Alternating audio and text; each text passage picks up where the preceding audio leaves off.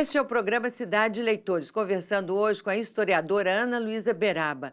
Ela é autora do livro América Aracnídea, Teias Culturais Interamericanas, que fala do papel estratégico da cultura como arma política de integração latino-americana. Ana Luísa, além de escritora, além de historiadora, você trabalha com o cinema latino-americano já há bastante tempo, não é isso? Isso. Eu fiz muitos anos, eu fiz diversos festivais de cinema, sempre com foco em trazer cinema latino para o Brasil. Atualmente eu tenho uma distribuidora de filmes, onde a gente também distribui muitos títulos latinos, principalmente argentinos e chilenos, que é um cinema que está muito em evidência no mundo de hoje.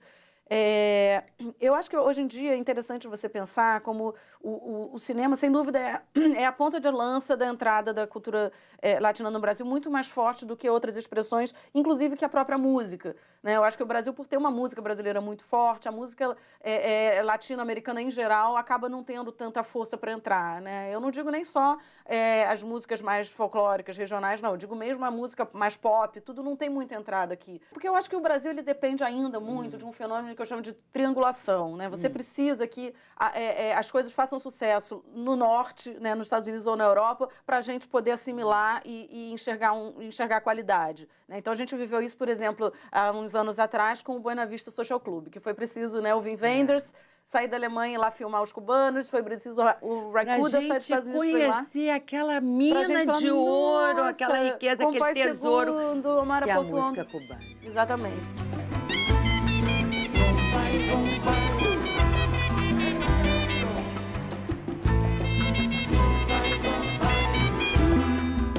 O que eu acho interessante da gente pensar é que como a gente ainda precisa de um caminho didático para se conhecer as coisas na América Latina. Então tem uma história que eu gosto de contar, que quando eu estive em Madrid, em 2008, na BID, a primeira BID, que foi a Bienal Ibero-Americana de Design, que foi a primeira vez em que designers de toda a América Latina se reuniam para se conhecer, né? E eu me lembro que teve uma apresentação de uma designer do Peru, que ela começou a apresentação dela com um PowerPoint mostrando o mapa do Peru. E ela falando assim, esse aqui é o Peru, a capital é Lima, ele tem uma região andina, uma região não sei o quê, barará, barará.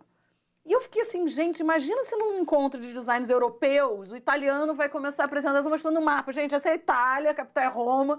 Assim, é uma coisa tão óbvia, todo mundo está tão careca de saber o que, né, de conhecer os países europeus. Que ela conhece bem, quer dizer, ela conhece bem que a deficiência dessa nossa integração social, né, cultural e social também. Exatamente, a gente não tem a menor ideia. E como é que você acha que esses povos, a relação mesmo, essa que a gente está falando agora, entre nós caminha, anda?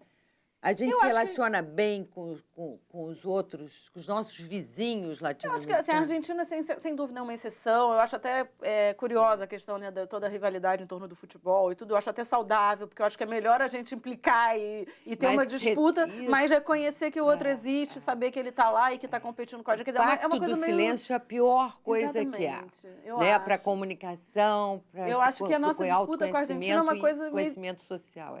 A coisa com a Argentina é uma coisa meio que de irmão mesmo, que implica e tal. O pior para mim são os outros países que a gente não tem a menor ideia, né? A gente tem uma visão ainda super estereotipada, ainda super, né, baseada em preconceitos mesmo, né? Quando você pensa, né, em Colômbia, em Peru, em Paraguai, você pensa imediatamente a questão da violência, a questão, né, do contrabando, do tráfico de drogas e tal. E isso é muito complicado, porque são países extremamente criativos, que estão... todos eles têm movimentos, né, atualmente, culturais e artísticos muito interessantes. E eu acho uma pena isso não circular de uma forma mais ativa, né?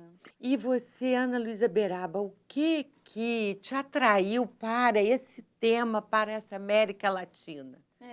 Assim, eu sempre fui muito curiosa e eu fiquei muito impressionada logo no primeiro período de faculdade, quando uma professora mandou fazer um trabalho sobre o Haiti.